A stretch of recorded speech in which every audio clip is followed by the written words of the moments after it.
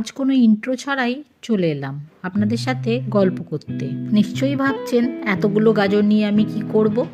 হ্যাঁ, ঠিকই ধরেছেন, আজ আমি বানাবো গাজরের হালুয়া। আসলে কি করব বলুন, ছেলের আবদার হয়েছে গাজরের হালুয়া খাবে, তাই এটা আমাকে এক্ষুনি তাকে বানিয়ে দিতে হবে। খুবই সহজ প্রসেসে আমি এই গাজরের হালুয়াটা বানাচ্ছি, সেই রেসিপিটাই আপনাদের সাথে একটু শেয়ার করছি।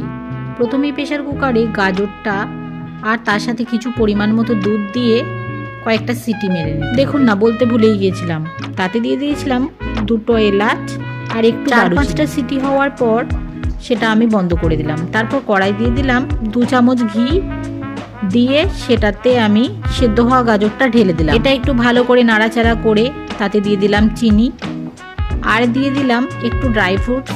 আমার ঘরে কিশমিশ ছিল, ওটাই দিলাম। এরপর দিয়ে দিলাম একটু সন্দেশ, আমার বাড়িতে সন্দেশ ছিল তাই দিলাম, আপনারা খোয়া ক্ষীরও দিতে পারেন। দিয়ে ভালো করে কড়াতে নাড়াচাড়া করে এটাকে ভালো করে পাকিয়ে নিতে হবে।